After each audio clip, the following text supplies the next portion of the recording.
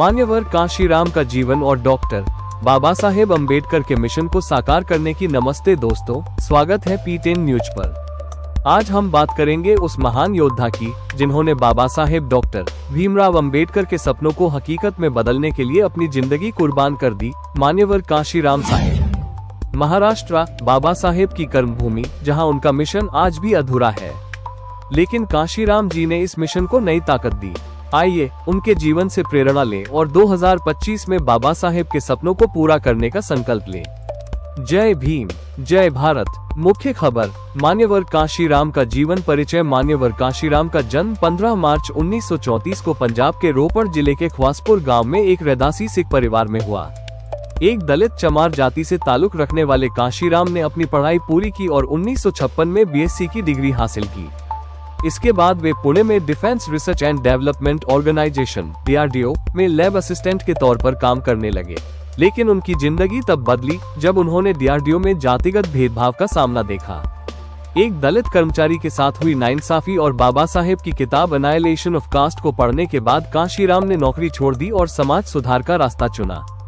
उन्होंने अपनी मां को पत्र लिखकर कहा, मैंने समाज को अपना परिवार मान लिया है, अब मैं शादी नहीं करूंगा, मेरा जीवन बहुजन समाज के लिए है। संगठनों की स्थापना, 1964 में सामाजिक कार्यकर्ता बने। कांशीराम ने बाबा साहेब के विचारों से प्रेरित होकर जाति व्यवस्था के खिलाफ लड़ाई शुरू की। 1971 में BAMCEF की स्थापना। उन्होंने all India backward and minority communities employees federation BAMCEF बनाया, जिसका मकसद पढ़े लिखे दलित और पिछड़े वर्ग को एकजुट करना था। इसका नारा था एजुकेट, ऑर्गेनाइज, एजिटेट।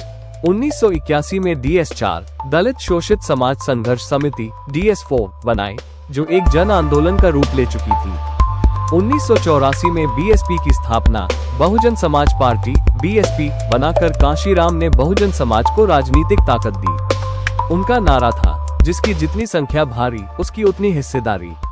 राजनीतिक संघर्ष, कांशीराम ने 1984 में छत्तीसगढ़ की जांजगीर सीट से पहला लोकसभा चुनाव लड़ा, लेकिन हार गए। 1991 में मुलायम सिंह यादव के साथ गठबंधन कर इटावा से जीत हासिल की और पहली बार लोकसभा पहुंचे।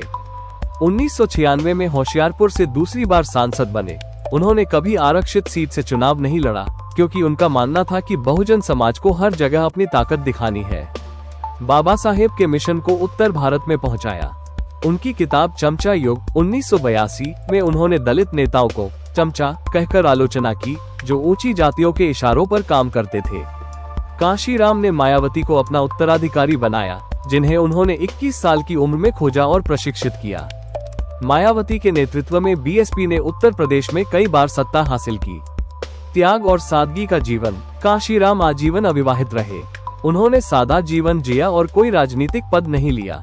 2003 में स्वास्थ्य खराब होने के बाद भी वे मिशन के लिए सक्रिय रहे। 9 अक्टूबर 2006 को दिल्ली में उनका निधन हो गया और उनकी अंतिम इच्छा के अनुसार बौद्ध रीति रिवाजों से अंतिम संस्कार किया गया। महाराष्ट्र में मिशन की चुनौतियां। महाराष्ट्र, जहां बाबा साहेब ने 1956 में नागपुर की दीक्षा भूमि पर बौद्ध धम्म की दीक्षा दी, वहां उनका सपना जातिमुक्त, समतामूलक और बौद्धमय भारत आज भी अधूरा है।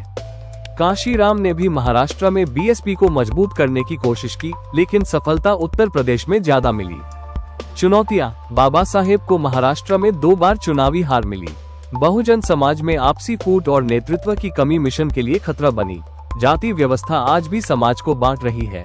कमजोरी और ताकत, बाबा साहेब का समाज उनकी सबसे बड़ी ताकत है, लेकिन एकजुटता की कमी सबसे बड़ी कमजोरी। कांशीराम ने दिखाया कि संगठन और वोट की ताकत से सत्ता हासिल की जा सकती है।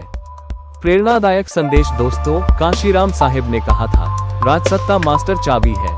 अगर बहुजन समाज सत्ता हासिल कर ले, तो सामाजिक परिवर्तन और आर्थिक मुक्ति का रास्ता खुल जाएगा।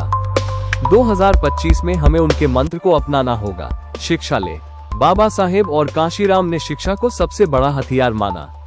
आज का युवा पढ़े, तकनीक सीखे और नेतृत्व संभाले, एकजुट हो। छोटे मोटे मतभेद भूलकर बहुजन समाज को एक मंच पर लाएं। बौद्ध धम्म हमें करुणा, समता और प्रज्ञा सिखाता है, इसे जीवन में उतारे, संघर्ष करें। कांशीराम ने साइकिल से गांव-गांव जाकर आंदोलन चलाया।